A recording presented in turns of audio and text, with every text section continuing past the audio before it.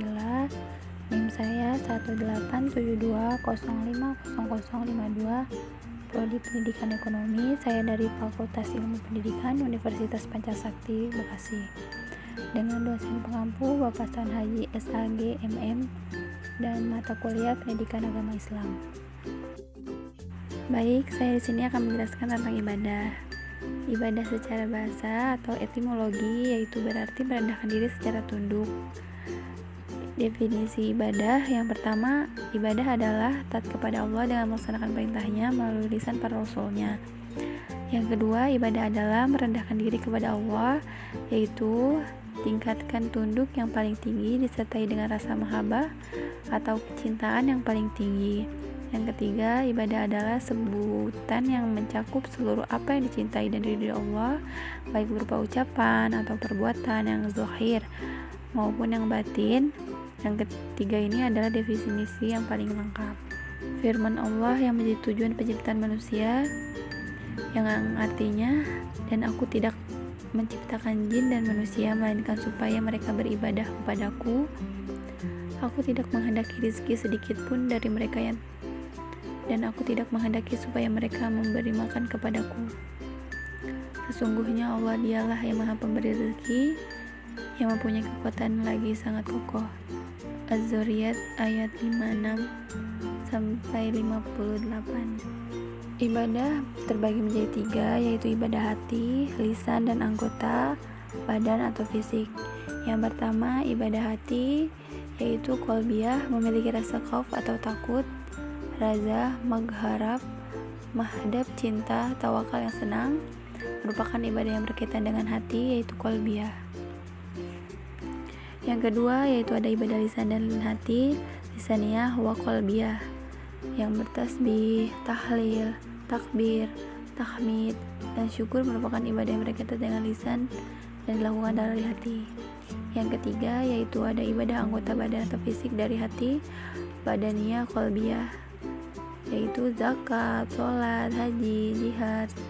Itu merupakan contoh ibadah yang berkaitan langsung dengan fisik dari hati. Selanjutnya yaitu ada bentuk-bentuk ibadah. Yang pertama ada ibadah bahdo, yaitu ibadah yang diperintahkan oleh Allah dan Rasulnya untuk melakukan dengan cara tertentu dan tidak punya kemungkinan lain kecuali ibadah. Misalnya sholat, puasa, haji, berdoa, berzikir, dan tawaf tidak boleh dipalingkan kepada selain Allah. Yang kedua yaitu ada ibadah ghairu mahdoh, yaitu ibadah yang berhubungan manusia yang lain, misalnya seperti sosial, politik, budaya, pendidikan lingkungan hidup, kemiskinan, dan contoh lainnya. Syarat dalam ibadah yang pertama itu niat karena Allah. Kita tuh ibadah harus niat karena Allah, karena barang siapa yang mengajarkan suatu amal dengan didasari ikhlas karena Allah semata dan cocok dengan tuntunan Rasulnya, niscaya amal itu akan diterima dan diberi pahala oleh Allah. Yang kedua yaitu ikhlas. Jadi kita ibadah tuh harus dengan rasa ikhlas, agar menjadikan ibadah itu murni hanya ditunjukkan kepada Allah semata.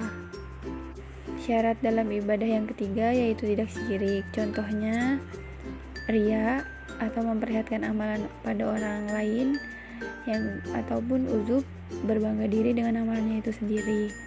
Yang keempat, taubat dari dosa. Orang yang rajin beribadah kepada Allah namun dalam waktu yang bersamaan ia belum bertaubat dari perbuatan syirik dengan berbagai bentuknya, maka semua amal ibadah yang telah dikerjakan menjadi terhapus dan ia menjadi orang yang merugi di akhirat kelak.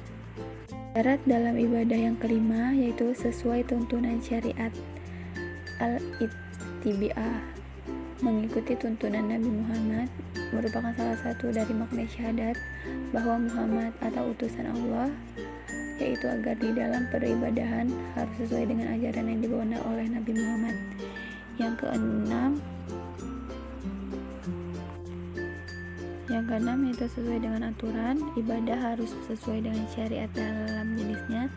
Contohnya yaitu bila seseorang menyembelih kuda atau ayam pada hari Idul Adha untuk korban, maka hal itu tidak sah karena jenis yang tidak boleh dijadikan korban adalah unta, sapi, dan kambing.